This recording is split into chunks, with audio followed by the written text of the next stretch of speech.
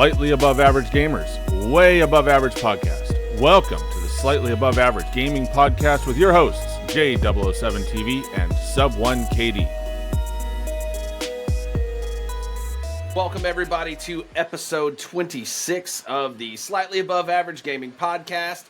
I am J007TV, and I'm joined, as always, by Sub1KD. What's going on, man? How's your week been? You know what? It's not been too shabby. Had got a camping trip coming up, so getting ready for that, taking the kids. My wife is opted out. Something. She doesn't want to sleep in the dirt in a tent with two kids under 10. Smart. Sounds like my wife. But no, it'll be fun. And then we've got what else is going on this week? Kind of a quiet week, just getting projects done. How about you, man? I mean, earlier in the week, it was kind of, unfortunately, the wife's grandmother passed away. Very sweet lady. I had a good relationship with her, but yeah, I appreciate that. But, she lived to be 98. I mean, that doesn't make it necessarily any easier, but just to put it into context, that's a long time. My wife's grandfather lived to be 101. So, at some point they're just like, like they've done everything they need to do, and they're there's not a lot of sadness. It's kind of just celebration of what a long life and great life they had. Oh yeah, exactly. But aside from that, I mean, I have been able to get some games in. It's so weird. Like, so the other night, I think it was, what's today, Wednesday? So Monday night, I had a good night, on the game. And then last night was almost the complete opposite, in my opinion. It's, I think that's that the matchmaking caught up with me again. It's like you get punished for doing well. Yeah, I've had a better first half of the week than I have before. I got a couple of wins. Got a win with a rando the other day. It was kind of nice. Had some decent games. Had some awful games. Had some games where I'm just like straight up like, nope, I'm done. So it's kind of a mixed bag, but we'll kind of dig into that a little bit later. Yeah. And it is, sorry, I'm just taking a look at a message. It's snowing at my parents' house, which is kind of weird because we live in California and we don't get snow. So, wow. Anyway, yeah, so kind of one of those weeks where, part of the thing is, it's towards the end of the season, right? You kind of get that, a lot of the casuals are kind of waiting for the season to drop. So lobbies are sweatier in general, and just kind of a weird time to play, I think. Yeah, I mean, we pretty much stay on the game consistently, throughout the entire season, even if the game pisses us off, which it does. Yeah, it does. But we're on it consistently, throughout the season, and that might also be why the matchmaking does this the way it does, because they know they can abuse us and we won't leave. We're gonna be here no matter what. Yeah, it happens to the best of us. But it does. But it's just one of those things. It's like knowing what we know, it's kind of on us, isn't it? Like if we get to a point where the game is frustrating that much, we could take a break. Like you took a break and played some Black Flag, yeah? I did. And I How was that? I had a good time. It's fun. It took me an embarrassing amount of time to remember how the buttons worked. It's been that long since I've touched it. But it's one of those games that I'm inching towards completion on it. I'm at like 80% or 79% now. 80%, I think, after last night. So working my way towards that. That'll be kind of an accomplishment almost 10 years in the making for me when I get it done. So one of these days I'm just going to take a whole day and finish it. But nice. Picking at it here and there, mostly when Call of Duty is feeling down and I feel like plundering something. Had a pretty good time with that. And then, turned that off, got into some Warzone. Some lobbies were pretty bad. Some lobbies were pretty decent. Had one or two pretty good ones. And got a win. So, but I was able to see that win this morning when I logged in after the update and checked my Resurgence stats. Oh yeah, that's very interesting. That is Those are part back. of the Season 2 Reloaded patch. Yep. And so we're gonna go kind of through the highlights of the patch notes here, and we'll circle back to that point because I think the multiplayer patch notes are first up. But Yeah. I think one of the big ones. This happens on so there's a bunch of stuff going on. It's kind of a big half season, if you will. There's quite a few different crossovers, some new weapons, and I think the biggest addition to the multiplayer is DOS House is back. And did you play Yeah. Vanguard multi? I did. Reluctantly, I did. I wasn't wanting to do, the whole World War II thing. And, Battlefield came out, Battlefield 2042 came out, and then it turned out to be complete dog water. So I, begrudgingly bought Vanguard and started playing it. And, yeah, I ended up liking DOS House. I felt like it's a good map to grind weapons, specifically like your shotguns. It's a good map to grind those, and yeah, I like it. You know what I'm noticing though about these maps that they release? So there's 3 of them. There's DOS House, like you mentioned. They're all 6v6. There's 3 maps, but they're either remakes or basic like limited time variants. So you have DOS House, which is the remake of that map. Then you have Skid Grow, which is a variant of Skid Row. So it's going to be an overgrown, version of that map. And then Airborne, which is a pestilence-ridden limited time variant of Terminal. So I think this is to go along with the, theme of the season or theme of the half season. With the whole zombies and the whole, The Walking Dead, the ones who live, crossover event. Which I actually did break down and buy Michonne yesterday. Gave in for it. What the hell with it? Well, dude, I'm like sitting on like 5,400 Call of Duty points, and I'm like, screw it. Well, there's some good stuff coming up. I could buy more stuff. There's good stuff coming up.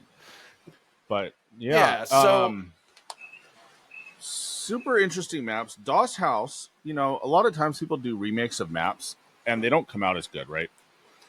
In the case of DOS House, I played that a decent amount this morning. I like it. I like it better than the original. I think it's a massive improvement, except for one key area, which I think is okay at the end of the day. But super good update. It's bright. It's got colors. It doesn't have like destructible doors and destructible wall sections. Those areas are just open, so you don't have to worry about it. It's just a good update to the map. I liked on the original DOS House. Well, I don't know if it was the original. I don't remember that map being on any of the other games I believe prior it's to, new. because That you know was how new they'll for do. Vanguard. That was new for Vanguard. That was okay. Yeah, so I just wanted to make sure that I wasn't incorrect there. But like on the original map, there was that little area in the middle where it's like it's almost like a half-built staircase. You know what I'm talking about? Where you could get in and get from one side to the other. I loved that area. Still there. Like that, I would work that area. And I normally, so when I play 6v6 or multiplayer, my strategy has always been, well, first of all, I go ninja and ghost and cold-blooded when I can.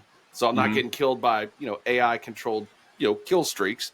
But then I work the outsides of the map in one rotation or another. I don't usually like to work the middle part of the map. Just because you run the risk of somebody just holding a cross on you and getting you when you're trying to go from point A to point B. Whereas the rotation around the map just has typically worked better for me.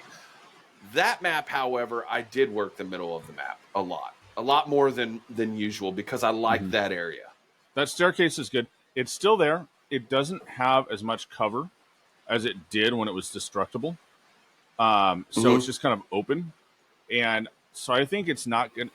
unless you bring your own cover with you, which I think you could, and make that a really usable spot if you put a deployable cover down. Because it oversees so much of a high traffic area. But yeah, people were trying to use that, and I worked them over with a 2x4, and then teabagged them when I was done, because that's what you do. Damn right. And it was good for me. 6v6. I think I like the perimeter because it's the less likelihood that you're going to get not only third party like 2v1, 3v1, but you can kind of control where they're coming from, right? Like if you clear the area behind you and you push forward, if you run into multiples, they're in front of you for the most part. I feel like when you're in the middle of the map, the likelihood that you're going to turn the corner and you've got not only somebody in front of you, but also somebody to your side, and when you run into them at the same time, especially at this health, the odds that you get out of that in one piece are low. So I like to try and keep it to the outside, work my way in. Yep. But best we also, way to do it. Yep. We also have a new weapon.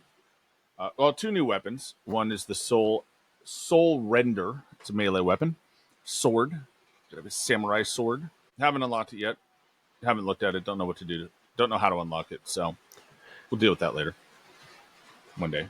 Rebirth Rat is very excited about this. He's already been tweeting about it. I saw that. You knew he would be. That makes me unhappy. He was already apologizing to people.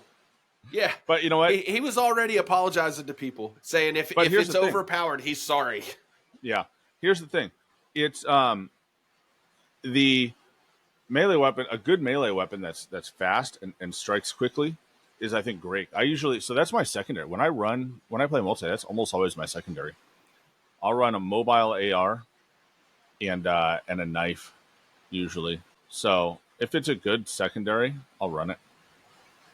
I'll make people miserable. I mean, I'll do the completionist on it. I'll finish the camo.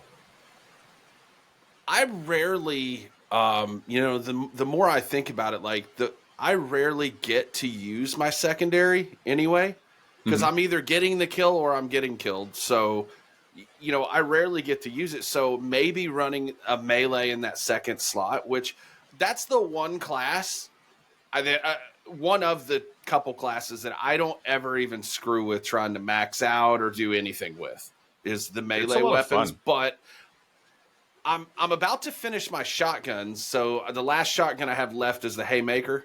So I'm working on finishing that. I think I'm about a third of the way through. I haven't been able to play as much multi the last probably 4 or 5 days, but I should be able to get that maxed out. And then maybe I will start working on some of the melees like you were talking about, or even use that launcher. I haven't done that. Just because the grenade I want to launcher? grind weapons. Yeah. I don't like the launchers this year. The challenges are really weird, and they don't like the grenade launcher is a pain in the ass. So if you're running that, I hate you. Please stop. Do you remember when noob tubes were good? Oh yeah. It was literally the best way, to deal with somebody camping, right? And it was before they invented the stupid trophy system, which I think is the absolute worst field upgrade. I hate that field upgrade the most. Unless I have it on a vehicle and drive around in. That's exactly why I hate it. Bad memories from Verdansk, man. Yeah. Especially after they nerfed the C4 and made it like a bag of concrete and you couldn't throw it. But no, like the noob tubes used to be the best way and the launchers, the best way to deal with somebody sitting up in a building, just trying to snipe or whatever. And I feel like starting in 2019, none of the launchers or the noob tubes have been really very good since. Yeah. No, they haven't been great. They haven't been overpowered. I mean, they haven't been overpowered, which is good, but they haven't been great, I would say. So, yeah, but, a knife as a secondary in multiplayer is a lot of fun. I like it. You can, switch it out. I had played around this morning with Lizard and was running the BP-50 and the Karambit. And man, there were a couple of times where I ran out of bullets on the BP-50s in a multi situation, switched to the knife and ended up with a quad feed. And that lunge is still kind of ridiculous on that thing. it's great. And it's I mean, it's a great way to get out of trouble because it one shots in multi, right? So like, Yeah. you get like, I had one, I don't think I clipped it. I'll have to check. But, I just pushed in and all of a sudden there were two guys there. I gunned them both. And then in the middle of a reload, because I had like 4 bullets left, 2 more guys spawned in. I switched to the knife. And before they could figure out what was happening, I had the quad. Nice. And it was nice. By the time the fourth guy realized where I was, what was happening, started trying to shoot, he was already dead. And it was great. So we were talking before we hopped on here to do the recording, about the SOA Subverter. You got a chance to use it? I did. How far did you get it ranked? Level 2. Okay. So you're bare butt. Yeah. Well, hey, listen. Yeah. That's a good way. I think a good indicator to tell whether a weapon's going to be decent or not is how it works bare bones, right? Especially if they're going to end up putting it as ground loot over in Warzone at some point. I want to know that anyway.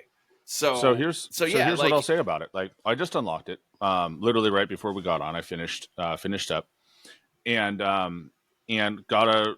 to play with it in the firing range, and then took it out. Got to run a map with it before we got on, and it is definitely going to be meta. It is not. It will not be, I don't think, the easiest to use at range because it's got a bit of an S-curve recoil. But I suspect we can, with the right attachments, you can bring that in and make it very, very usable. I think it'll be comparable to the Evolve Air in terms of its ease of use, but I think slightly more difficult. But I think it'll kick the Evolve Air out. I think that thing will have had its run. I'm interested to see the data from True Game Data. I believe he's got it up soon, if he doesn't have it up already. But the gun is mobile. It's got good speed. And so it doesn't have that, like, usually about like some battle rifles, they just feel a little clunky, a little heavy. It doesn't really have that. So it felt like an AR, to be honest. But what I'll say on this is the starting mag is 20, and it only has a 50 round mag, and that mag's going to hold it back because it spits very fast shooting. So easy to use, but you're going to be held back by it a little bit. It depends on the damage. I'm wondering if if going semi-auto on that's going to be the way to go at first. No way. For me. No way. I don't think. 20 round mag. Testing it with dummies, I don't think it's going to do enough damage to make single fire viable. Like, it would have to double the damage per round in single to make single firing that thing viable. Unless you do it in hardcore. Oh yeah. Well, I mean, if you're doing it in hardcore, just shoot it. But yeah, no. Hardcore. I was running it in standard, and it was frying in standard, but it's frying because it's high, a lot of bullets every time you go to shoot it. So, but I think we're gonna see it a lot. So I consider that hopefully a good thing at the end of the day. I'm looking forward to unlocking it. I mean, that's going to be the plan. After I drop my kid off, I'm going to be hopping on a little bit later. I'm going to basically work on unlocking it and start trying to max it out. All right. He does indeed have the base. So here we go real quick. True Game Data does have the base up. So let's take a look at the base Subverter compared to the 7.62, the RAM 7, and RAM 7. I want to throw the new MCW, which I believe he has that up, and also the Bruin. And let's take a look and see how these all stack up. The Bruin's going to be good. We're going to see the Bruin a lot. Oh yeah. Well, I was hoping we'd really chat about that a little bit later. So cool. Good stats. All right, it's all up. We'll dig into that. But yeah, no. Yeah, we're getting a little into the weeds here. Subverter, it's good. It's gonna be fun. The only thing that can probably hold it back is gonna be the mag. Mag is gonna be an issue. I think it only goes up. The biggest one that I saw when I checked the progression was a 50 round mag. So, and that's probably at the damn end too, isn't it? Nope, level 4. Really, you get the 50 at 4? Mm-hmm. You know what? And I'll say it's only a 17 level gun. There's only 17 levels to it. Oh, that's not going to take. I'll have that maxed out in an hour. Yeah. And so it's interesting. Well, I'm going to throw in double XP, baby. Do it. It's interesting too because looking through it, it doesn't have a lot of stuff to unlock with it, which I think is actually good. So it has like one reflex optic and, a couple of stocks and whatnot that are specific to that gun. But it doesn't have like 12 different grips and whatnot adding to the pile of stuff we already have, which I think is I think is a benefit. I think that's good. I would like to see them do that more of like, every a 15 level gun where you unlock a couple of things that are specific to that gun, but otherwise you're just doing levels. I think that's a benefit. Well, we already got 13,000 attachments anyway. I know. You know what I mean? Like, I don't think we need slow down anymore. on adding more attachments unless we do cool stuff with them. Like, unless they're really cool, right? Like, we don't need more. I would like to see though custom. You know what? Let's sit on this for a minute. I would like to see them do something different, where instead of it being a new optic that is just a slightly different version of one we already have. I'd like to see them do something where we can adjust the look of it, right? And I think they were onto something when they did the tunable attachments, but I think it was too much for a lot of people. What would be cool is if we had something that was like you get an optic and it's like you unlock different frames, and then you unlock different, you can do glass or glasslit, like you can change the look of it. And it doesn't have to mess with any of the stats. You can just make it look cool, right? Different optic. Remember in Warzone 1, you could have different optics, like different dots and stuff? Yeah, the blue dot was my favorite. Mm-hmm.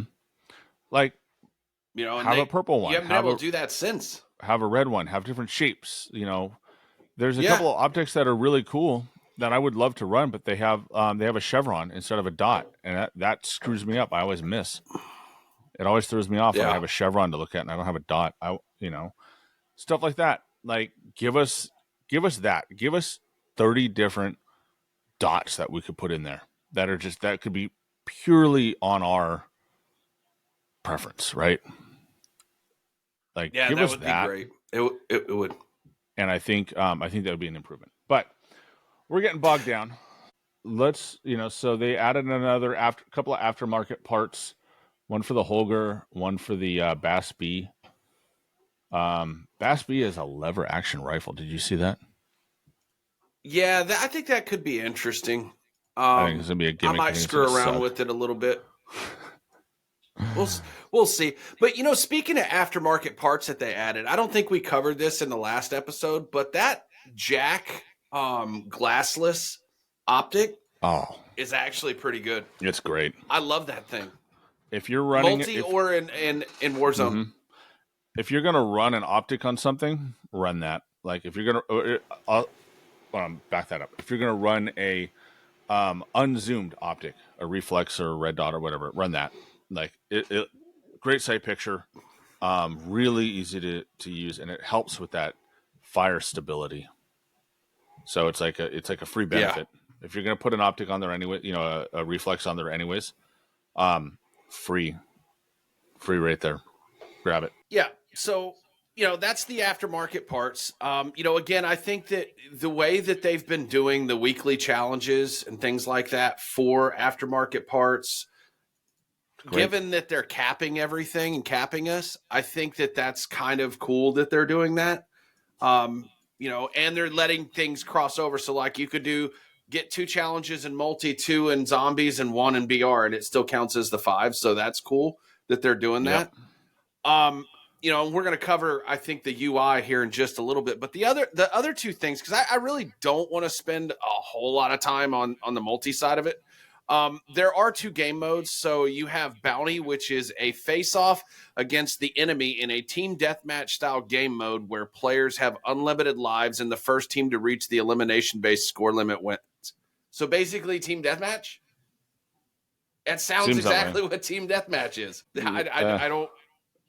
What makes it different? I don't know. And then there's Juggermosh, where I think it's like there's a bounty and they have like a flag, and you have to kill the flag, and that's your point. I think that's what it is. I'll probably never play it, to be honest. Yeah, I probably won't either. I won't play this Juggermosh either, which is basically Juggernaut skins that are in Space Marine costumes or outfits or whatever for the Warhammer 40,000 crossover. So look, there's that. If you're a desktop gamer, tabletop gamer, and you like work, and Warhammer's your thing, you're probably geeking out over this and so excited. For the other 99%, probably never play it. I've never even played Warhammer. I don't know that I've watched a single second of it. So, but obviously it's a big deal if they're partnering with Call of Duty, right? And it's got a movie coming out. There's a movie coming out? I believe so. Okay. So, well, and then, and then also they've got the events. So there is a Warhammer 40,000 for the Emperor event. Take up arms and do your duty for the Imperium. Earn XP in game to unlock rewards, but then there's a Dune rule of fate. Take control of the throne of fate and earn XP or unlock exclusive rewards. And then there's I guess Vortex Decay's realm. So it says the Vortex is back and seeping with Decay's blighted touch. Is that zombies themed? No, they did it last season or last year. I don't remember. Where. They did it around Christmas time, where they took a couple of the maps, they reskinned them, made them all like eerie and kind of cool. I never played them, but people said they liked it, so exciting. Okay. Global gameplay, though, I think it's worth definitely looking at that segment. Yes. So in this one, this is going to affect you, I think, more than me. It'll affect me, but it'll affect you most because you're on your typewriter and your spreadsheet entry device. And it is very good. Says, gameplay, upon aiming down sight, the crosshair will now transition directly to the center of the player's screen rather than easing into position. I noticed this playing today. Huge benefit. Definitely good for mouse and key. And they say this change continues our improvements to the precision and responsiveness of aiming in Modern Warfare 3 and Warzone. Please give us feedback and blah, blah, blah. Look, I've shot guns in real life. I shoot them routinely. And I understand what they've been doing with this parallax and with the optics not lining up right. It's like mirroring the idea of what happens when you pick up a real gun and your sight pictures, you have to align your sight picture, right? And if you kind of move, right, it kind of moves side by side. I'm playing with my hands in front of the camera for those of you listening. It's realistic in a lot of ways, but in a game like Call of Duty, I think it's stupid. I think it's a bit much. It just adds missed shots that you don't have to miss. And look, I will be the first to say that I thought the idea sounded great when they first really, announced this sort of thing back in Warzone 2. And, as someone who does enjoy some of the realistic look and feel of this game, it was a decision I fully understand from the point of view of like trying to make it feel more, trying to create a more immersive environment and make it feel more real. But, and this is one that I think at the end of the day is a huge negative to the casual, the average player and below. The good players, they adapt to this stuff and they just, they figure it out and they get used to it. everybody else, it just creates missed shots because it doesn't go where you think it's going. Your shot ends up wide because of the way that the aiming, lines up. And so at the end of the day, I think it's been a net detriment to most players. The best players overcome it, and it doesn't bother them as much. They still probably hate it, and they probably do notice it more than us because they're more in tune to it. But for most people, it's simply a missed shot or two, or a ADS that is not directly on target, and sometimes will cost you the gunfight. And it's because when you are aiming, you're not actually aiming where you think you are because of the way that the gun model appears on screen and what that points at. Getting rid of that, I think, is good. I think we need to go back to the way it was in 2019, where what you point at is what you hit, right? And then you let the bullet velocity and ballistics create the challenge. If you want to add challenge to shooting the gun, you do that with the attributes of the gun: physical recoil, ballistics on the bullets, damage per round, those sort of things. That's where you put the challenge. Don't put it in some of these extras that are such a staple of like realistic games like Tarkov. Yeah, it just seemed like kind of an unnecessary thing to include in Call of Duty. And so just kind of on a sidebar, I don't know if you've seen this, but, Battlefield just released a video of what they're doing with their recoil and stuff like that with their weapons. Essentially, they are doing exactly what ran people off of Modern Warfare 2 and Warzone 2. The kind of stuff we're talking about. A lot of stuff, a lot of like just debris, smoke, fire, like a lot of like visual impairments to shooting that are just dumb. So it was, I saw Pro Westy, I think he was the one, either him or the Tactical Brit, said basically you're doing everything that ran us off of Warzone 2. Awesome. Well, you know what? At this rate, they'll fix Warzone 3 and everybody will come back. Yeah, who knows? Maybe they will. And, I don't want to get into the customization here. I think this is dumb stuff. They fixed a lot of stuff. They didn't, they added some filters to the attachment subcategories, so that's good. That I did want to talk about because that, it, especially if you're trying to sort through weapon attachments in a pregame lobby where, you're trying to fix a gun. It's a lot of times it's hard to be able to do that before that launch timer is up. So you end up not getting to use that attachment and a lot of times not use that gun. So being able to filter it, your optics out by hybrids, 4x, those kind of things, that's awesome. Your muzzles, breachers, flash hider suppressors, underbarrels, hand stops, undermounted weapons, bipods, those kind of things are awesome. Yep. Excellent.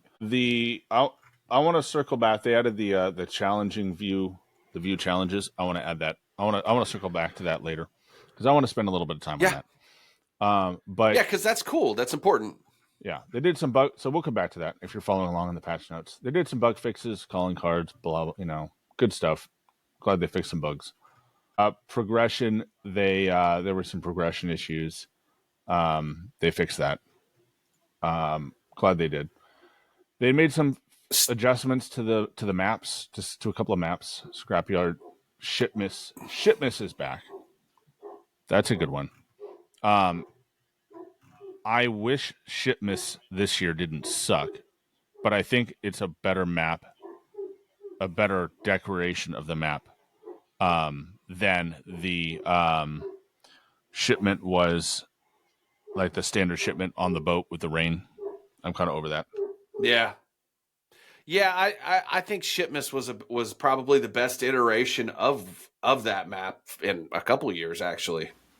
Well, Shipmiss last year's Shipmiss was top tier. It was great, colorful, bright. Yeah, it was really good. The lighting was good. This year's Shipmiss is just snow.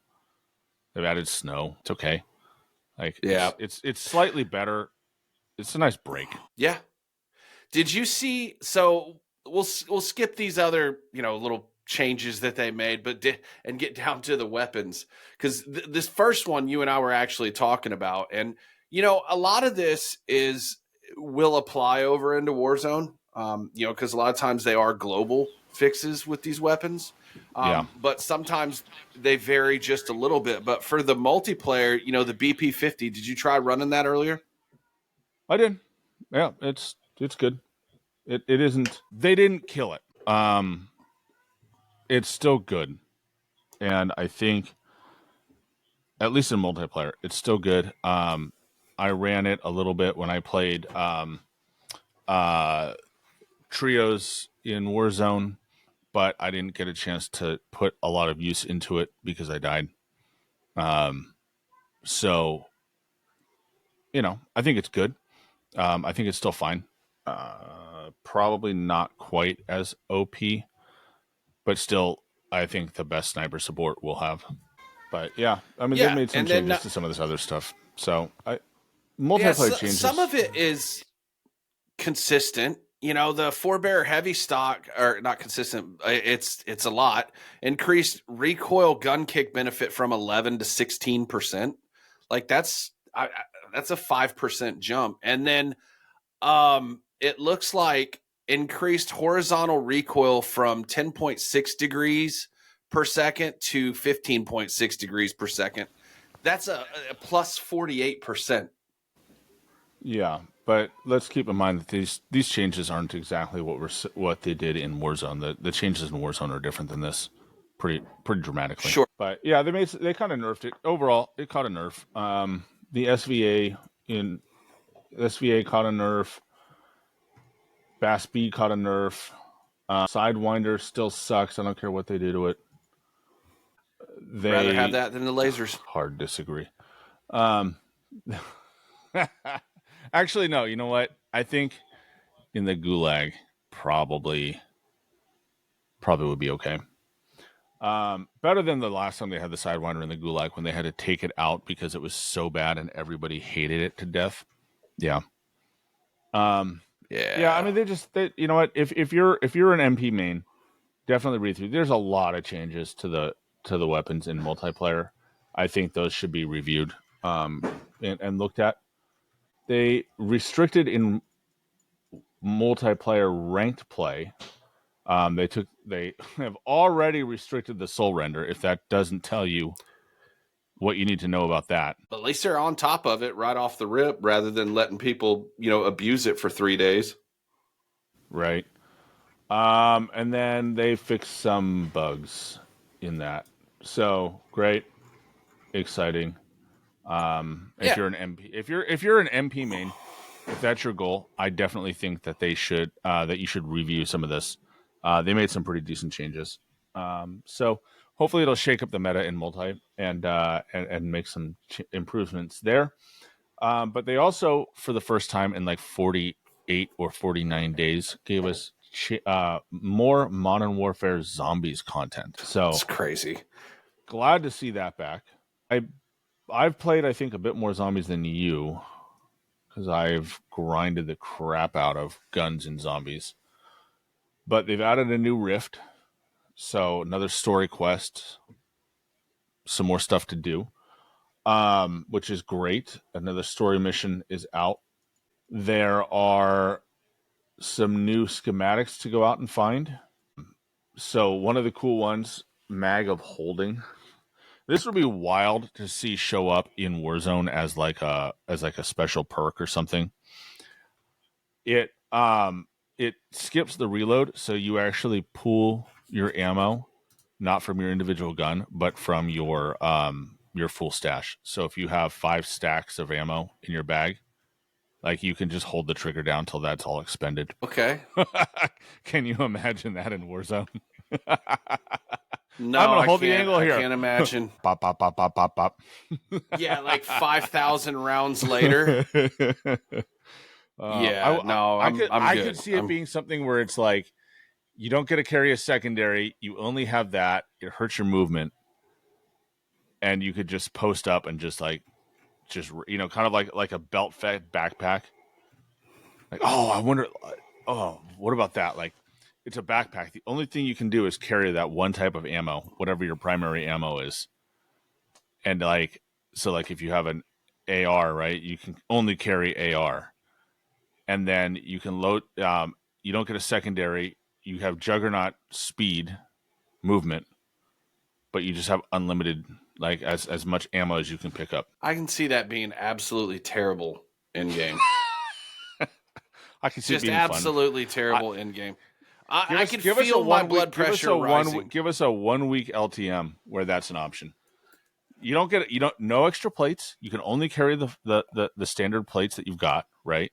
You don't get extra plates. You can't put anything but ammo in your backpack. Maybe it takes away your equipment too. I don't know. It'd be annoying as hell to run into it, but I think it'd be a lot of fun to run it. I think it'd be one of those things that like it'd be so extreme one way or the other. But it wouldn't be like the Juggernaut where it's impossible to kill, right? I don't know. I think that would be an interesting. Activision, if you're listening, 1 week LTM. Let's throw it in that. Let's throw it in that playlist. But anyway, new wonder weapon, new schematic, new couple other things. There's a new wonder vehicle, like a motorcycle or something, and then they did a cool thing with that they call containment levels. This is, I think, the big thing that they've added. And what containment levels let you do is basically the more exfils that you have in a row, the more things that you get at the start. So like, you have one exfil in a row, or I guess two in a row, you get you start with 500 essence or dollars basically.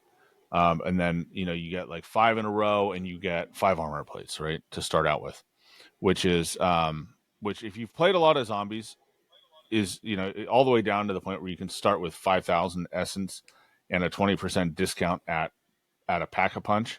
So that right off rip means you can just run to Pack-a-Punch and get your gun punched up and be ready to actually get work done. If you've ever ground anything in zombies, that that the biggest struggle is you have to either bring in a crystal, or you have to spend the first half of your gameplay earning enough money to level your gun up so that you can go and take on tougher foes. Which, for me especially, who I use it for leveling guns and camo grinding primarily. I do the story missions kind of on the side when I'm bored, but it is frustrating to know that I have to go in and play for 15, sometimes 15 minutes just to have enough money to pack a punch to be able to go and actually do the work that I'm there to do, like, fight in the higher tiers and progress on that end. So the idea that I can actually just through my gameplay improve my ability to have my start game better, I think is a huge W. And it's a good incentive to play more, right? Get there. Well, it's more content, and that was going to be something I was going to say earlier. It's crazy to me that you make Rick Grimes part of your battle pass to start season 2.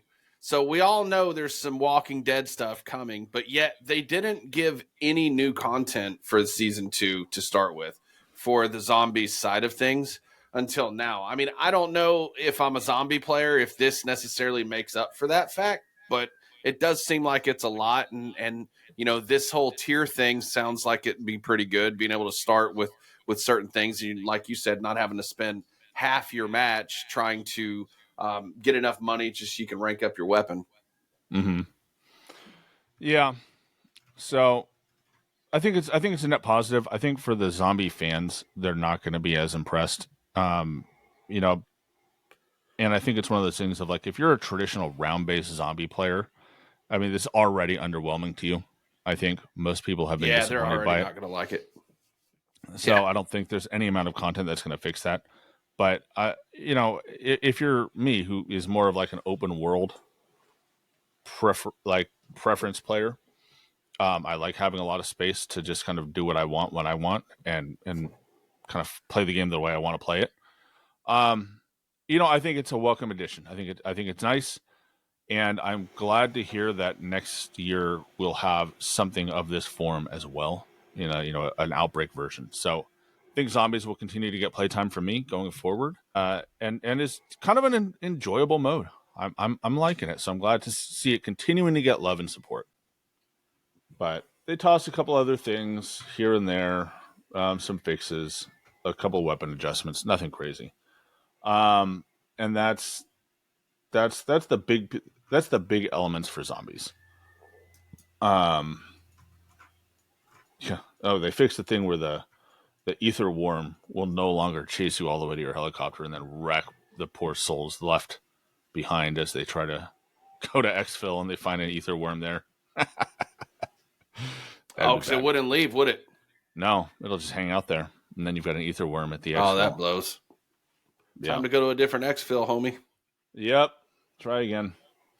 So, so that is that's the kind of cliff notes of the multiplayer patch notes. But they also gave us patch notes for Warzone, and this is awesome. Events are the same, because these events carry between all three modes: Warzone and multiplayer and zombies.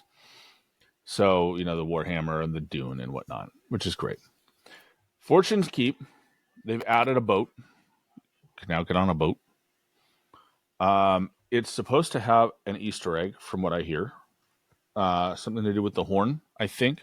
So I'm wondering if they're going to do that thing again, where, if you remember, they added this in Rebirth Island last in Warzone 1, where you could go onto the boat and honk the horn enough, and it would drop a crate that had a guaranteed enough money to get loadout. Yeah, I think I remember something about that. Mm-hmm. So that was cool. It looks like they're trying to bring that back, something like that back. But it says research vessel, new mobile point of interest. A pontoon-style watercraft has appeared off the coast of Fortune's Keep. This mobile point of interest stays on the map throughout the first 2 minutes of a match before dropping anchor on one of the few predetermined locations. So it kind of floats around and then it sits somewhere. The ship features multiple levels as well as its own helipad and ascenders. When you're on it, it's a great idea to try and commandeer the craft and utilize the equipment on board you can. And then it has a parentheses or a colon, and then there's nothing there. So I wonder if they've left some stuff out. And then it says exploring this craft includes a number of competitive advantages, including accessing a decontamination station that works like a PDS, activate a UAV tower, unique items purchasable from a special buy station, which makes me wonder if that's where you get the bunker buster from, and more. Interesting. We'll see how it plays. Probably not going to be. The fact that it's mobile is cool. Yeah. The fact that it sails around the edge of Fortune's Keep means it's probably going to be either irrelevant after the first or second circle, or we're going to have water endings. Everybody has pistols now. I don't care. I wonder if you can bunker bust the water. Oh, jeez. I hope they don't bring that bunker buster over into the regular BR. I hope they leave it over here in Fortune. They've already ruined the regular BR enough because of Resurgence. Please don't ruin it anymore. Yeah. So new modes, new playlist. We'll circle back to that in a bit. But weapons and attachments, we've already talked about the Subverter battle rifle, unlockable via a weekly challenge. I also want to see if this is something I want to test with you later, because theoretically you should be able to drop this in zombies and pick it up, and then your buddy can exfil with it and have it. I talked to a buddy in front of the Pod Lizard this morning, and we were talking about it, and he was saying that it wasn't working. His buddy had tried it previously, so that feature in zombies may have been disabled by now. So I want to test that at some point. It would make sense if they did actually shut it off, because if they're trying to make it as part of the weekly challenges, and that's how you obtain that weapon, then I can see why they. I'm not saying I agree with it, but I can see why they would do it. Yeah, and my also thought was it could be something where they get rid of a weekly challenge for it, right? So it's you have a weekly challenge, and then when it after this week, anybody who hasn't unlocked it, it becomes an armory challenge, and you can drop it then. So I want to try that at some point and find someone to see if we can make it work. Because that's, to me, that's important to know, right? Like, does that feature continue to work the way that it was designed to work? Because if you remember, back in Warzone 2 in DMZ, you could drop any weapon at any time, right? So like somebody could, as soon as you unlock, as soon as you unlocked a battle pass weapon, or as soon as you unlocked, something like the M13B, right, when that first came out. Yep. You could either do the weapons case, or you could just jump in and have someone drop it for you. And I know I dropped that at least 5 or 6 times. Just seriously spawn in. Here's the gun. Get in the car. Go to exfil. Get out. Ta-da! We've got it done. So interesting that it's interesting to see if they've removed it. So I would like to. I want to sort that out and see if there's a difference between dropping that weapon as a weekly challenge and dropping a weapon that is simply just available to unlock normally. I wonder if there's a difference there. So we will try and report back. Yeah. So did you see actually, I know you did, because we talked about this, that the MCW got a slight buff. Near mid damage range increased to, or I don't know about range, but near mid damage increased to 26 up from 24, and the mid damage increased to 23 up from 19. I did. So I saw, Mr. Marvel, right? Mm-hmm.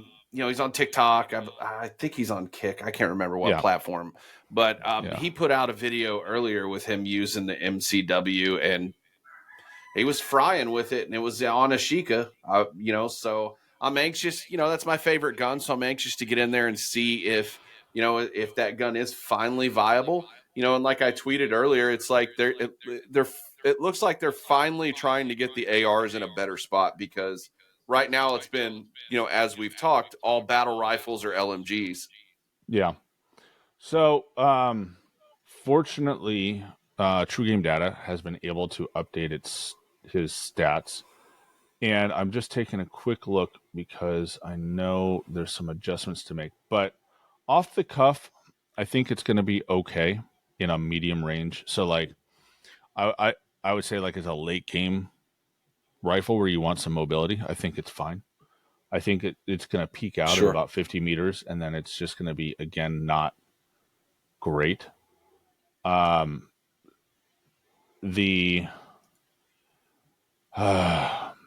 think you would have to I think if you want to make it a viable gun outside of like outside of multiplayer, you have to be aggressive with your range build on it. So you need the Sidewinder, what is it? The Spitfire suppressor. You need the longest barrel, and you probably have to put high grain rounds on there, because those are all beneficial to the range. The problem is the drop off is about 40 meters, the final drop off, and it goes to like 1300 milliseconds. Everything else is 900 or 1000 at that point, or that's what it goes to. It just terminates. So it's you're adding 0.3 of a second of actually time you're hitting shots at range, right? At long range.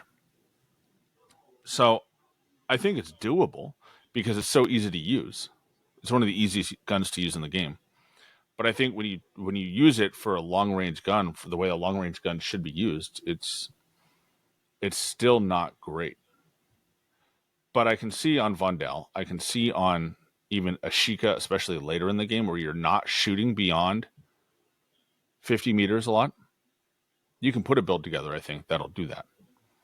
That'll be useful. Right. But I file it also under the why would you? Because there's so many other guns that are better. Right. So up close, it's just in the mix everywhere else. Like I don't think it's something that you should use, to be honest. I think it's still not there. It needs probably The buff needs to be double what it was for it to be something that I think is worth taking out intentionally. Yeah, be nice if it was. Mm-hmm. They hit the Holger also. They buffed it. But the one thing, I think we were talking about this earlier too, that's going to hold it back is that 40-round mag. For the Holger. Yeah, I'm just looking at the numbers. I mean, just the base of the new Subverter, use that for everything. So it's basically better than either one of these two. Oh yeah. Yeah. I'm going to be working on that later. Did you see that the SVA and the Ram 7 both caught nerfs? The Ram 7's nerfs not that much. I mean, it was only one thing. They hit the max damage range decrease from 26.67 meters down to 33.02. Or down from 33.02. Yeah. So you get max damage at a little bit shorter range. Yeah. So all that does is shorten your close range. So max damage is the close range. Right? Dude. I don't know. So this next one, as we get into the battle rifles part of it, and this is what a lot of the sweats have been using, is the MTZ-762. It looks like they nerfed the crap out of this gun. Yes and no. They just took it out of the anomaly zone. It's still very good. Yeah. You'll still see it. But it's going to immediately, like, they're going to nerf this Subverter by next week. Guaranteed. Probably. So it's only going to be fun to use for like a few days. But like, probably through the weekend. I like it because it's nimble enough. It's going to knock the ram off its stupid pedestal. I hate that gun. I don't even use it anymore. I've been using the Ram 7 more. I hate that gun. I've been using the AR Ram, but the Ram 9 is my favorite SMG. That's right now. One. Yep. Ram 9, HMRN. Yep. You throw that Zeman. It's so funny how I've kind of just changed my philosophy too in Warzone. Like before, it was always you had to be suppressed. You always had to be ghost. Have ghost. Now I'm running flexed. As we've discussed, and then I run that Zeman compensator. And while it's not suppressed, it does take you off the mini map in like shorter amount of time than a normal a normal muzzle attachment that's not suppressed does. Yeah. So I like it. It's funny because I am generally on the mind of, if I'm gonna be on the mini map, I want the max benefit from it. And there's that Surefire or Spitfire, not the what is it called? I want to say it's Surefire. It's like a triangular one usually. It's usually the first one after the suppressors on the list. And that thing is an absolute beast. It is basically like the Jack BFB's little brother without the mini map nonsense. So it's usually giving you like 25-30% on all the control minimum benefits with very few downsides. It knocks a little bit off your ADS and a little bit off here and there, some off your hip fire. But like for the control you get on it, like you see him on the mini map now, great. Come and get me, buddy. And and you put it on a gun. I've been running on my Evolve Air, and it's like I don't miss much with it, right? Like as long as I'm paying attention, I don't miss enough to make it worthwhile. And I've absolutely lasered people off of their head glitches, and beaten snipers with it because you just start pounding shots on them so consistently they can't fight back. So attaching that, I'm excited to put that on this new one that's out, and see if that negates the little S curve that's in the recoil pattern. And I think if it does, that this thing will be nearly unstoppable. It'll be like, remember when the Jack BFB first hit and you could just not even do anything for control? Yeah. I think that muzzle has the potential to do that to this gun. So we'll have to see. We'll have to get it leveled up. We'll try it out. If it's as good as I think it's going to be, I'll throw the build out and we'll let Warzone burn after that. But yeah, the new gun is going to be the gun, like for sure. They did buff another one though that we've both talked about a few times. That was a fan favorite for a little while over in Verdansk, the Bruin. I am going to put that build together tonight and run it. I have a build. Actually, I have a class set up with it, so I'm just going to alter it a little bit based off of Alex's app and just see how it works. Because to me, like I tweeted last week, so on top of the other issues that we have inside the game, like the biggest other thing to me that contributes is the fact that there's just so far not really any guns that are just fun or even really feel good to use like we got in some of the previous iterations of Warzone. I mean, hell, even Warzone 2 had guns that were fun to use and were easy, they felt good to use. Yeah. So I'm hoping with some of these buffs, we get back to that. And I'm looking forward to using a wider range of meta guns. I think right now, I think even before this patch update, the meta was pretty healthy.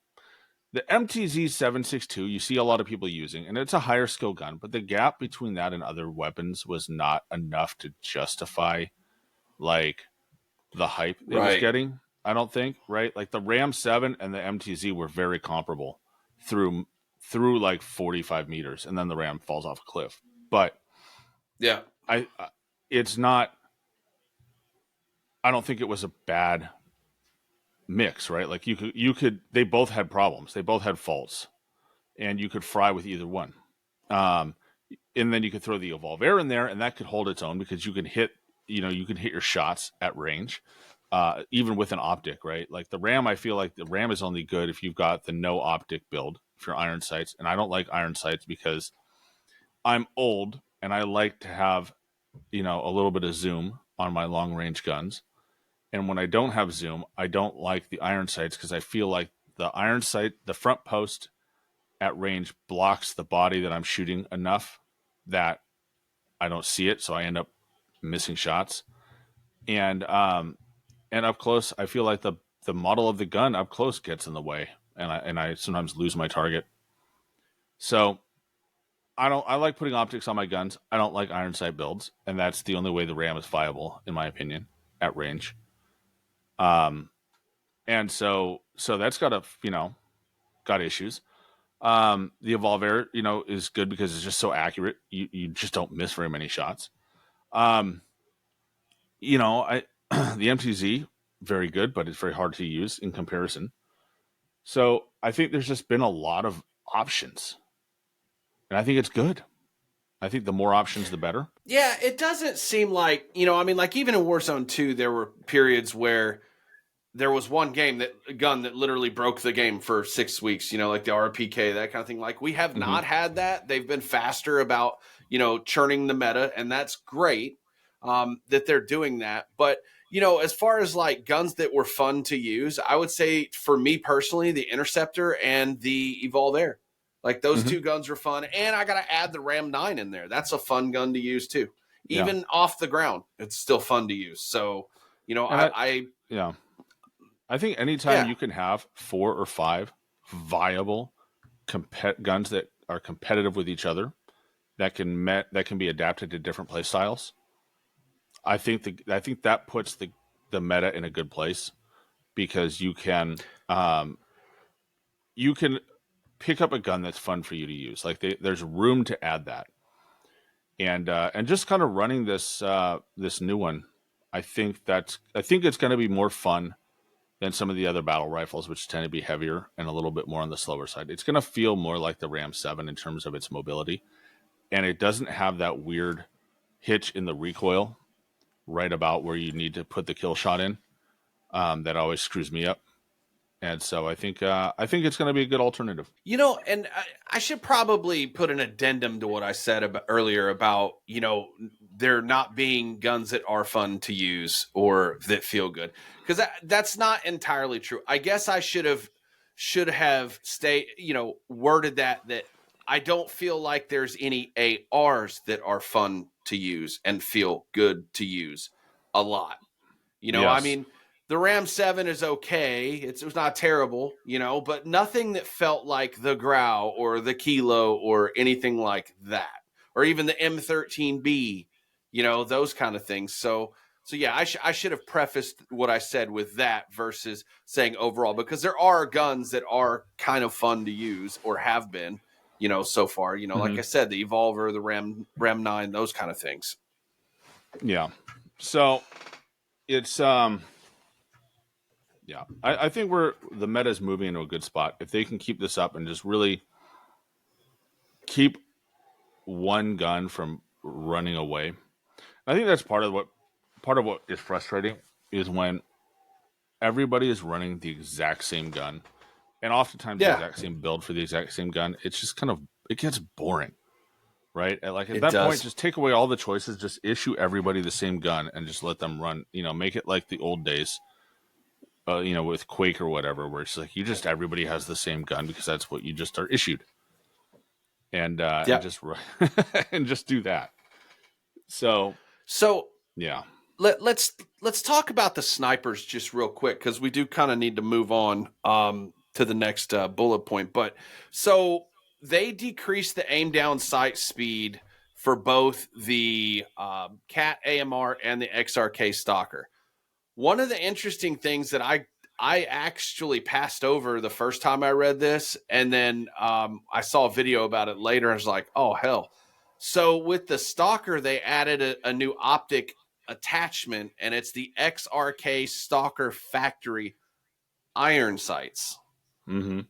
So you know what that means.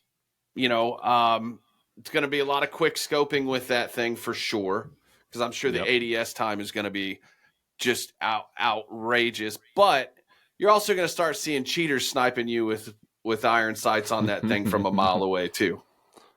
You Yeah. know, so just like they used to with the Yeah. Car 98, right? Mm-hmm. Yeah, we'll see. I mean, it's interesting because it comes with it burns an attachment slot. So if you're a cheater Yeah. and you're gonna cheat like that, like I don't know if you'd bother, but we'll see. So yeah, I saw the attachment. We'll see. If they changed, if the iron sights were the default, you had to add a scope to it. I think it would become a bigger issue than it's going to be. But the reality is, I don't think that's going to be as well. I think it's more of a multiplayer thing. I'll put it that way. I think we'll see that in multiplayer a lot more. Did you see, moving on to like some of the general improvements, did you see the audio improvements that they made? I did. And hopefully they're good. I didn't notice. Like I only played one game of BR today, so I didn't quite pick it up yet. I need to go Gotcha. and spend some time in there to really see if I can feel the difference. And I don't think these were in multi. I think these were Warzone specific changes. Yeah. So Yeah, they are. so yeah, we'll you know, as I play, I'll keep my ears open and see. Theoretically, it should be better. I will say, I think I did hear the Gulag a lot clearer. The footsteps in the Gulag were clearer, the one that I was in. So, R.I.P. for the other guy. Well, one of the big things I think in here, you know, that's a big deal to me is boosted the parachute distances 100 feet. So now you can hear them 100 feet back, you know, further out, which Yeah, is great, because yeah, nothing pisses me off more than you getting dropped on and you don't hear a damn thing. It doesn't and, happen as yeah. much now that I'm running the flexed perk, but you know, it I happens. agree. I agree.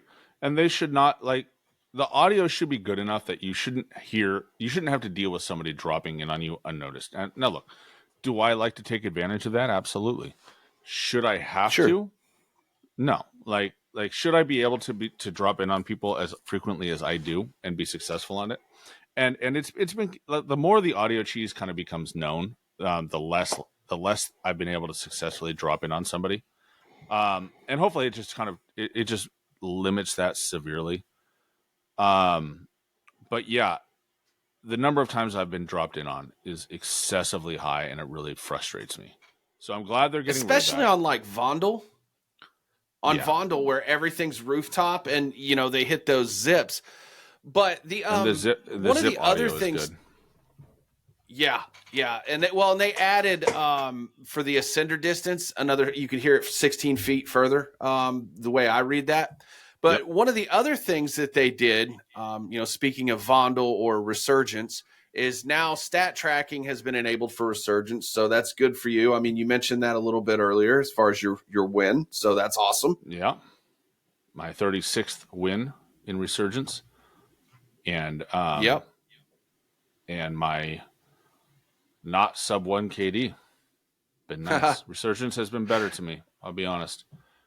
Nice. So happy with that. Did you see the last two things before we move on? Did you see they finally brought the PDS, the personal decontamination station?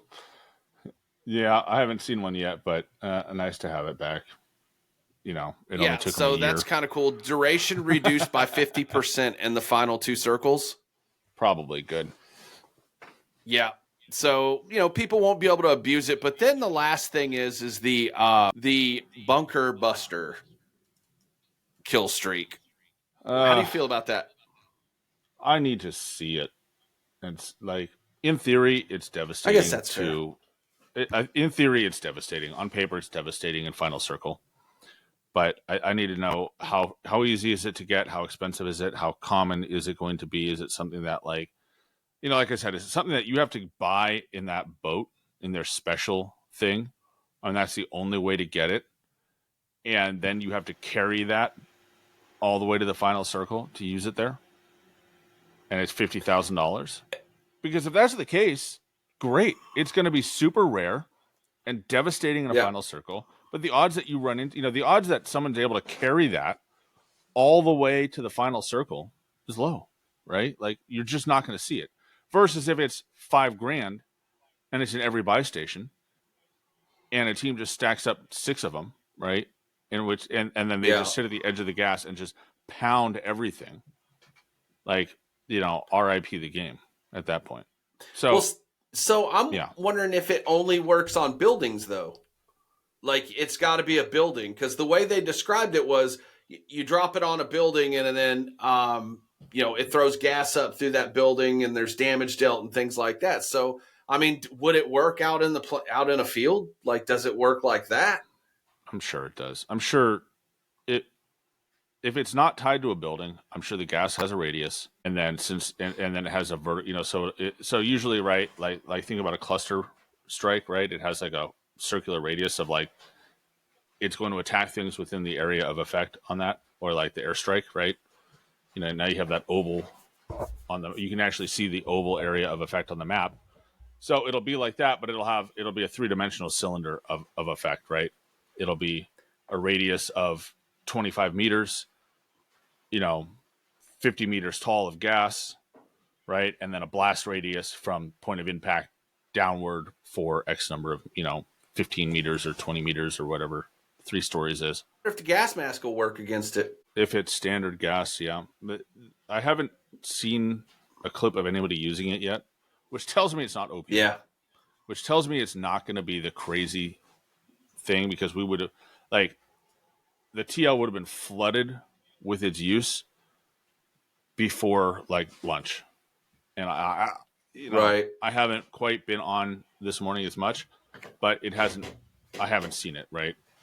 So it tells me it's more rare, and that's probably a good thing. So speaking of the timeline, which we both spend a lot of time on, you dropped a video just the other day, yesterday. Why don't you tell us a little bit about it? We don't have to spend, go over the entire thing because it's a series, but tell me a little bit about it. So I had the opportunity to spend some time talking with and spectating a dedicated cheater in Warzone. So this gentleman, he uses cheats. He is and was willing to be candid about his use. Talked about why he uses it, what he wants to why he uses cheats, what cheats he uses, some of the details about how they work, from his perspective, like from the user's perspective. And then he also had some insight into kind of like what to expect. And so part of that was a tour of, kind of the cheat seller, like kind of their offerings and kind of how the accounts work. So my video, the point, the first in this series, is discussing how cheap providers get these accounts that they sell, and why the average user, you and I, are kind of at risk for contributing to that. And so the long and the short of it is, accounts, our accounts can be stolen from us. And we've heard it happen. People get locked out of their accounts. Hackers get into their accounts, and they lose control over their Activision accounts.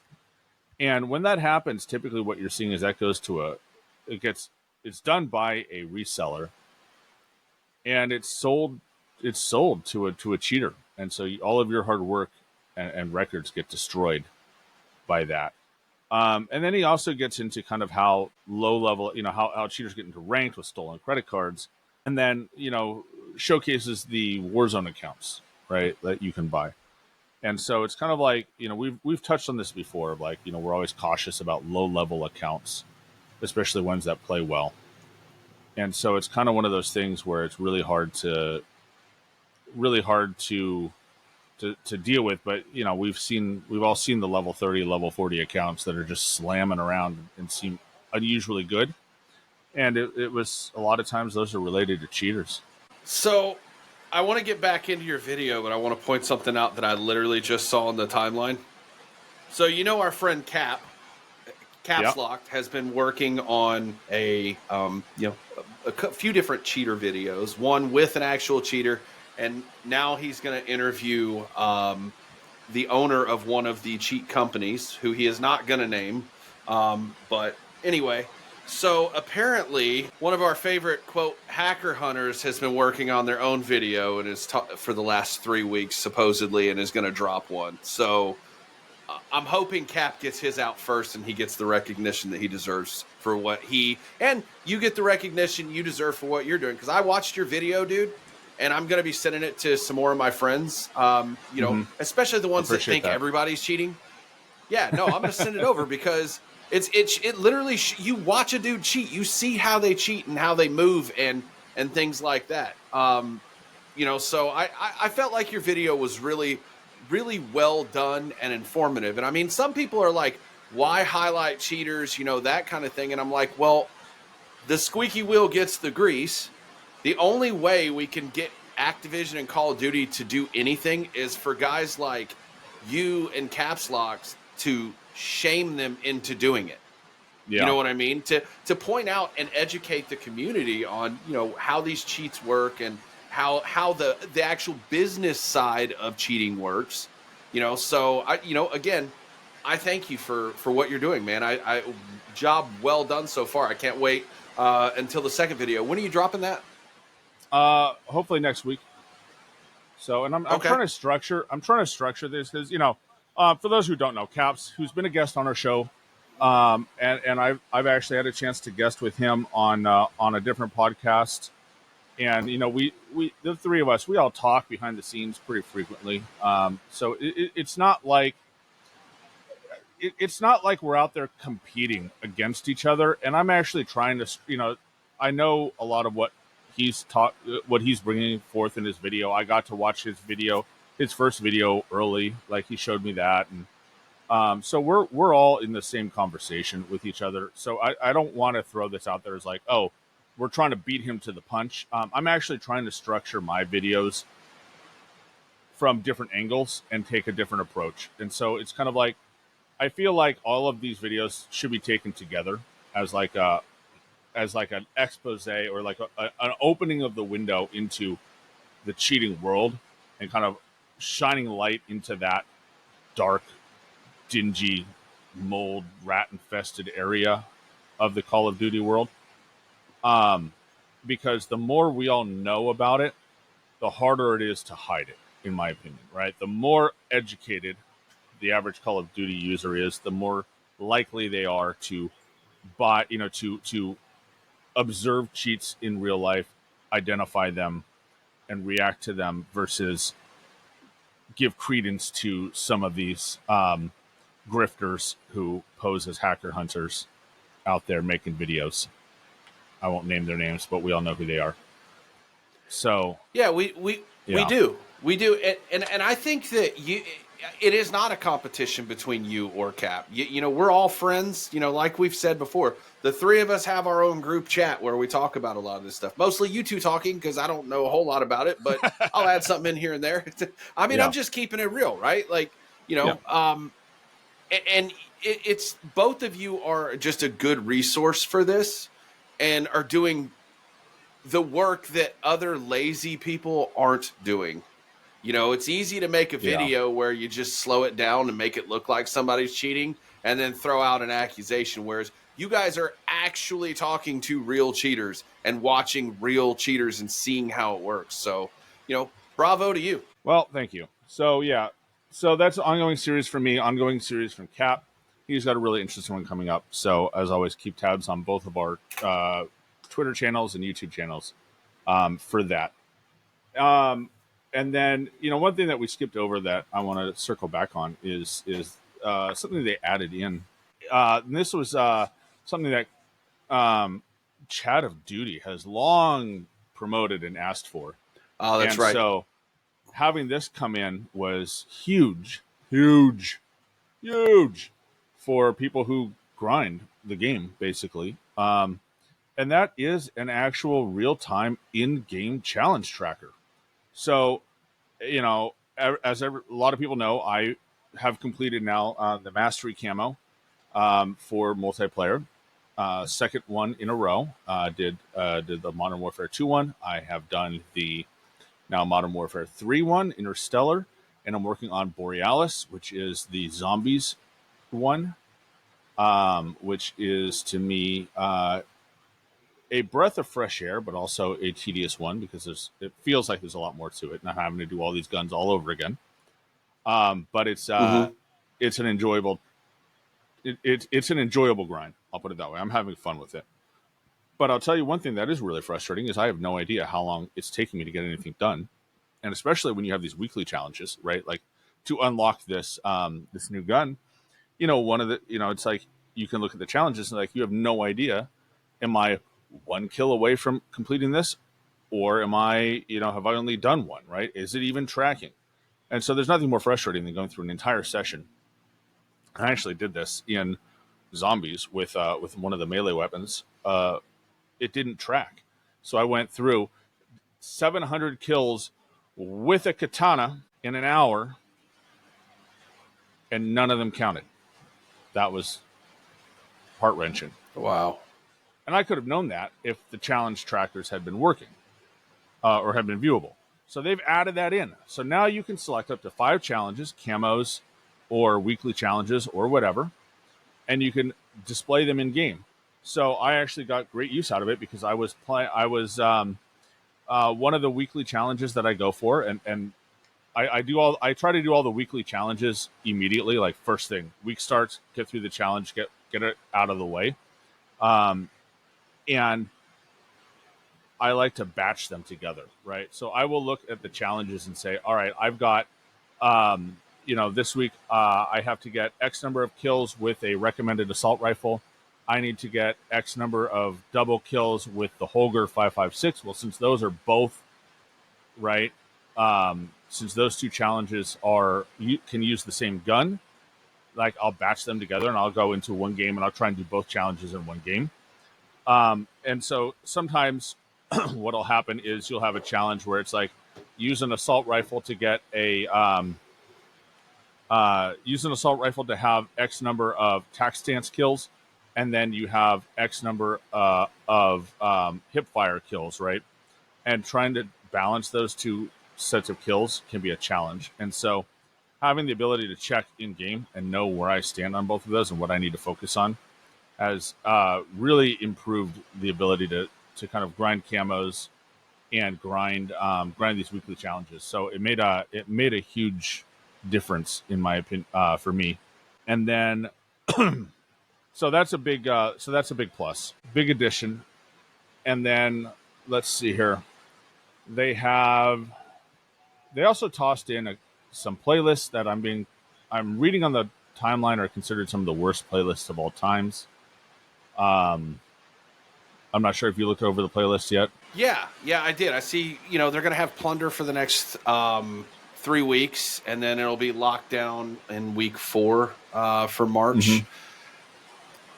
The biggest thing to me is like that I just don't understand is like why when they build these playlists, why can't we have solo, duo, trio, quads on Urzikstan, and then the same thing in Rebirth or Resurgence, and then if you want to have some limited time modes, add those in there. So now duos, I believe, for this week is it's going to be Verdant. Well, funny, I just texted you about this, but now we kind of have to talk about it. Damn it. So now duos for this week is going to be the new BR mode on Vondel, which you got a chance to play earlier. It's trios right now, I believe. It's trios, not duos. Is it trio? No, you're right. It is trios. It's trios. I'm sorry. Sometimes I understand what they're trying to do, like setting this mode or this map for that mode makes sense in a lot of ways, I think. Sometimes I feel like they look at their player base and they want certain modes to be played with, or they want certain things to be accomplished, and they're not getting done. And so they're trying to force it, which I, agree or disagree. It's kind of like I've just kind of given up worrying about the playlist. As long as I'm not stuck playing a Sheikah only, I don't care that much anymore. Well, and they addressed that. Raven did, and I'm gonna paraphrase the tweets out there. You guys can find it. They did address it, but they're like, listen, we want to have these playlists in place and look at the data, and then more or less just decide how we're going to move forward based off that data. But the problem is the data is more or less one-sided, because unless all they're looking at is player count at the time, like does this mode make people just not play, kind of thing, I think it's kind of hard to evaluate data when you don't have anything else to compare it to. Yeah. Well, I think it's one of those things of, for them, the data is going to be, will people not play the game if a certain map or mode combination exists? Will they not play? So it's like if they have, so for a while they had 2 different quads. You had Vondel quads and you had Fortune's Keep quads, both available, side by side. And I think those sort of things can be a good litmus test for them of like, all right, well, which map is preferred, right? But it's hard to it can be hard to tell how much people really hate a map or a mode if those choices exist, right? It could be that people just loved Fortune's Keep more, and so the data would show that Fortune's Keep got played significantly higher, right? It was also new and shiny. And then you can have scenarios where they want to know, is a trios mode better or worse, right? And you can't, if you have the options, you can't always tell, like, if it's the mode or the map, I think, or if it's a rotation, right?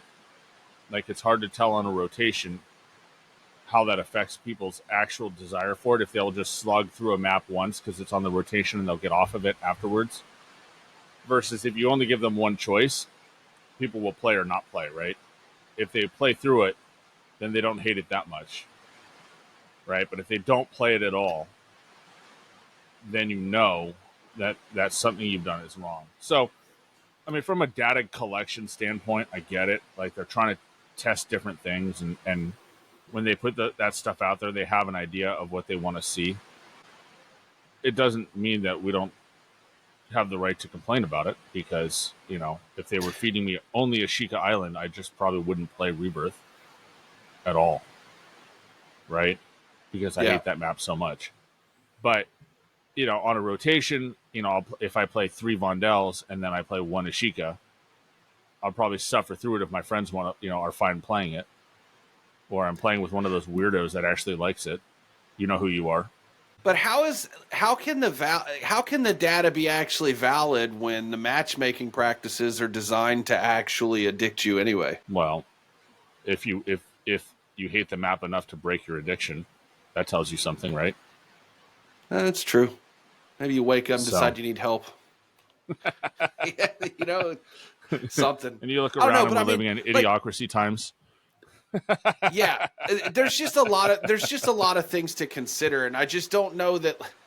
You know, and like I said, I tweeted something about that earlier. Like, just I remember when making a good game and fun was the priority. Now it's data and analytics, and you know, I'm paraphrasing my tweet, but if they just make a good game that is fun to the player base, the profits will come. You don't have to manipulate people into it. Well, I mean, look, you're in sales, so you're going to understand this from a certain to a certain degree. But like, if they wanted to have a what is fun, they would just be always an indie gamer, and they would just create what they think is fun, and people would play it or not, and they wouldn't make any money. We wouldn't have any cool stuff like cool crossovers,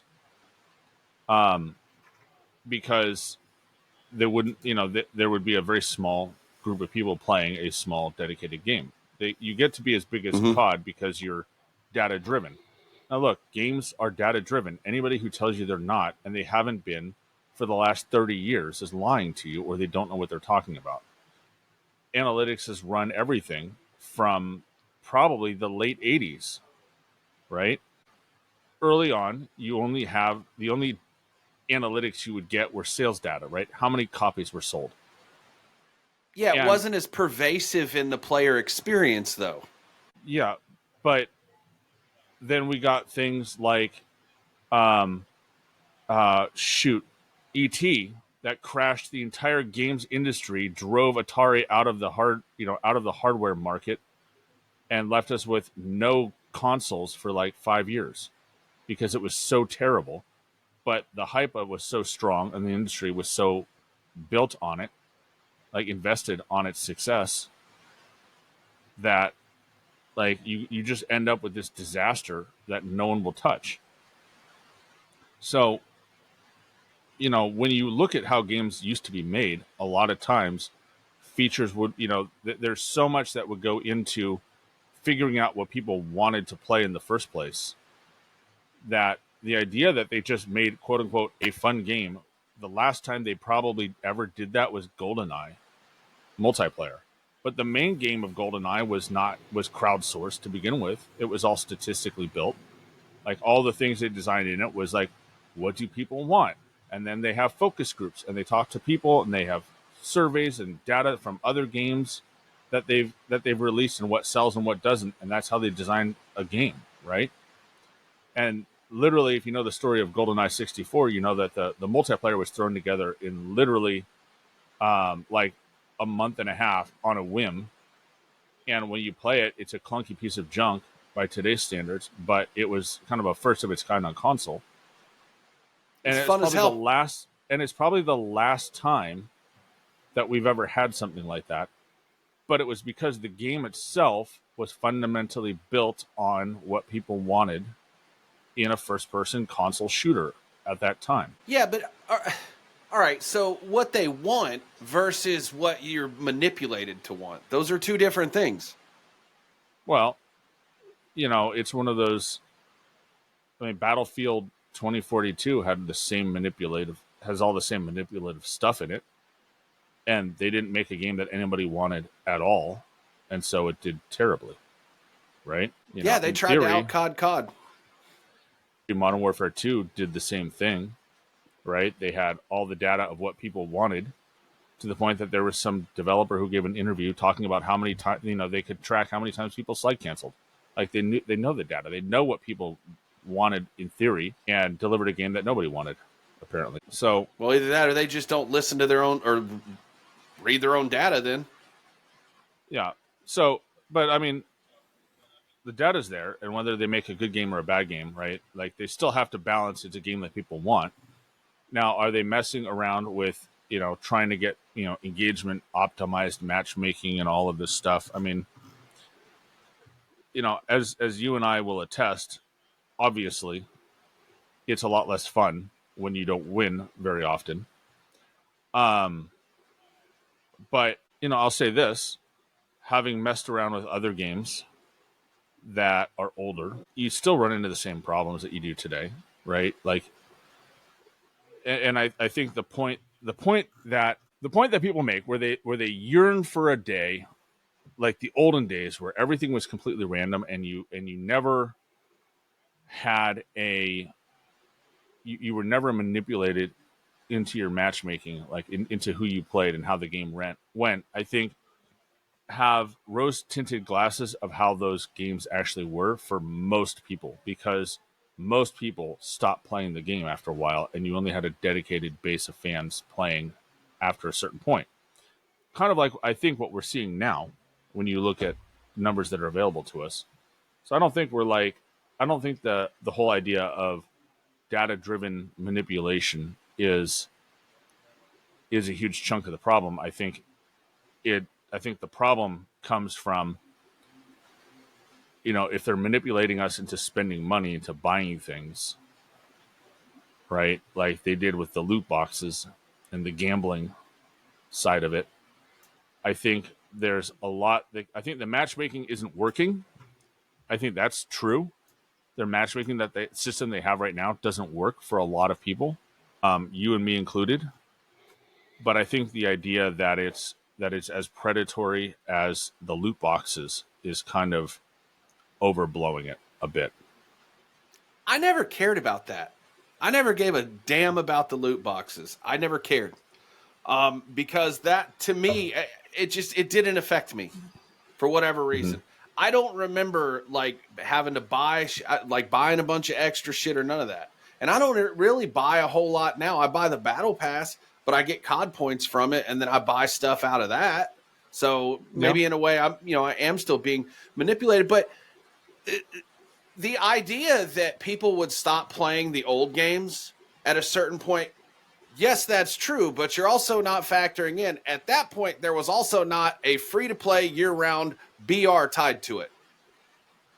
Well, I think if you could, I think that to come to that conclusion, it would be better like even 5 years from now, where you're going to see other games tie their BR and you have actual comparisons, because you're comparing apples to pears in a sense, because you didn't have the BR aspect of it. And people will only play the multiplayer right now in a lot of reasons just because of the BR. Yeah, but look at other games that have been along the similar path that don't face the same kind of criticism, right? Like look at World of Warcraft. MMORPGs have long been designed to be addicting, right? Just RPGs in general, right? And it's like at their very at the very fundamental building blocks of those games, it's built on addiction.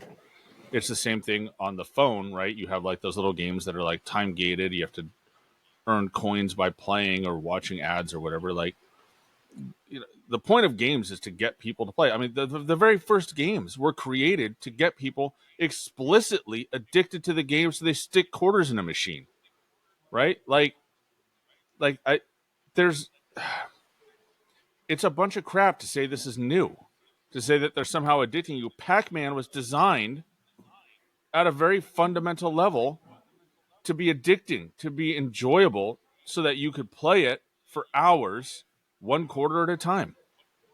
Like literally chunking coins in it. Street Fighter 2, one of the most beloved fighter games of all times, was designed explicitly to extract quarters from people. Right? Well, that's gaming, obvious. If you make a product, you want people to use it. I think that's fairly obvious, but it was not the same, because you're factoring in the PvP aspect of it, the online aspect of it. Now you have to factor in the store, the skins, all of that stuff. It was not the same back then. It was not. So that's why the feeling is different. It was, but you were probably manipulated, games, but you weren't being made to feel like it.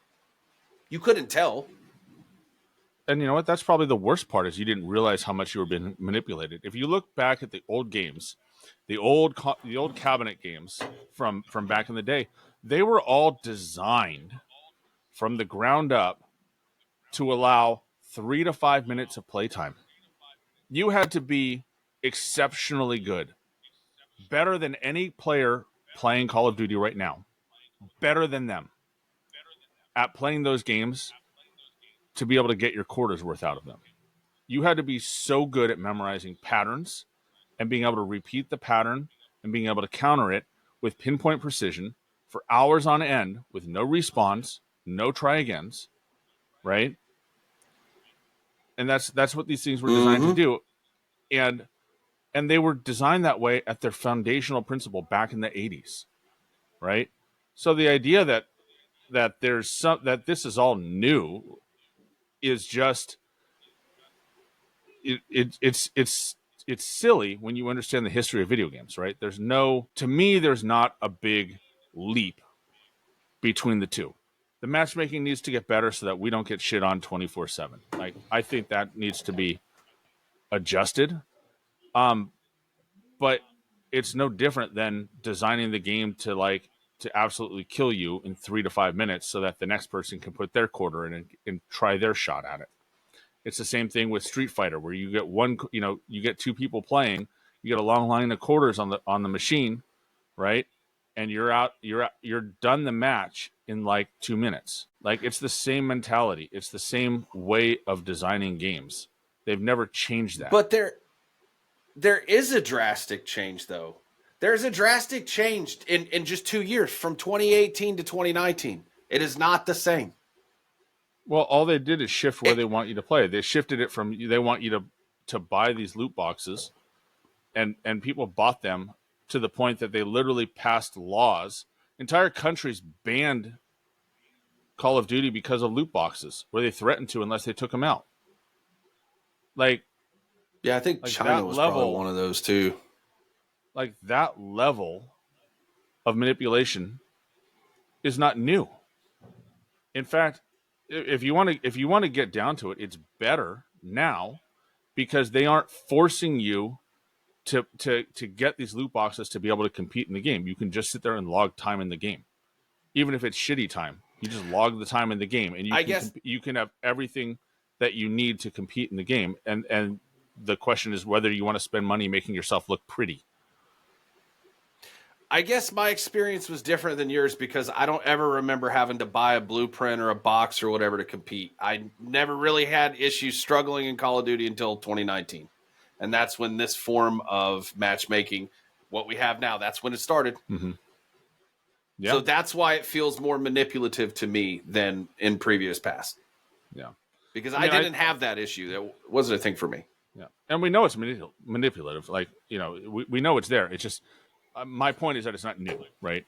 It's not new to this game, to Call of Duty. It's not new to the gaming industry. It's just a new form of the same old story that video games are founded on. Well, and more people are educated about it too because of social media. Yeah. So same thing with like meta weapons, right? Meta weapons have always been a thing. It's just how many people knew about them.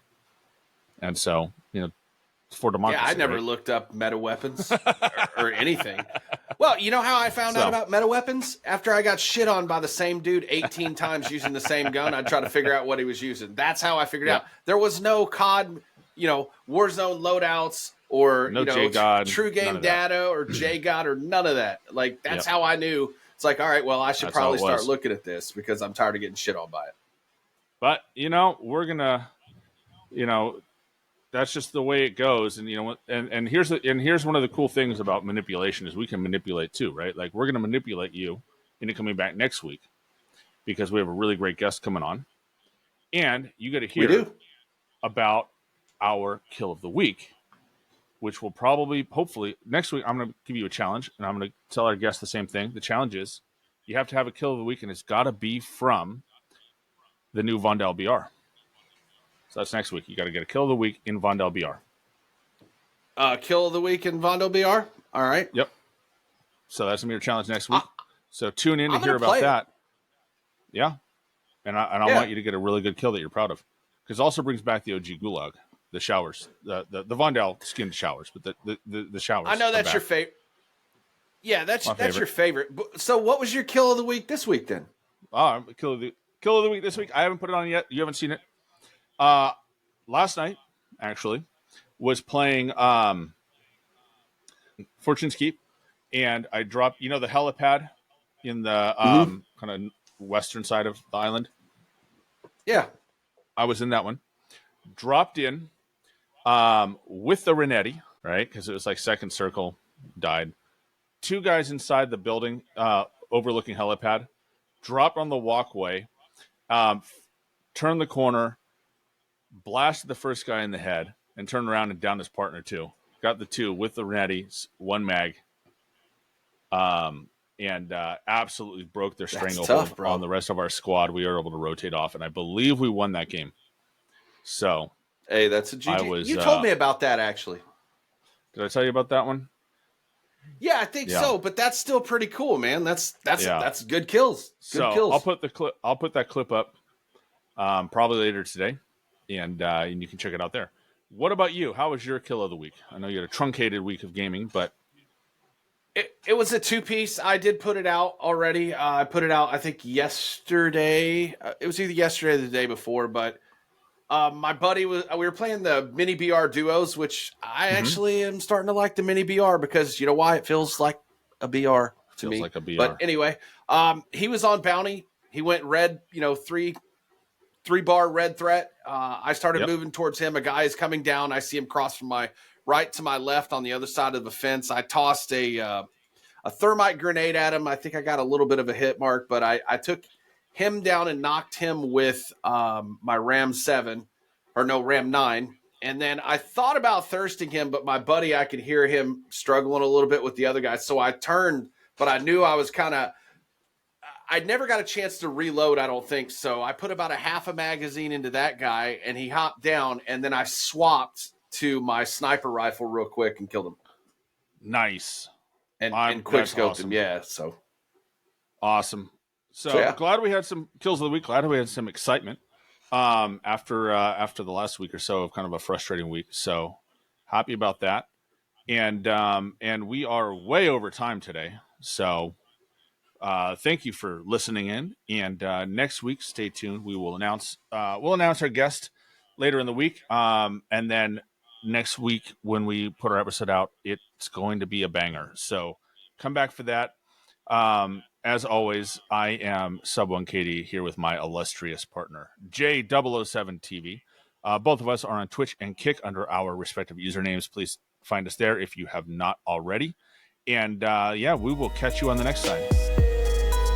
This has been Sub1KD along with J007TV and the Slightly Above Average Gaming Podcast. We're logging off now, so we'll see you next time.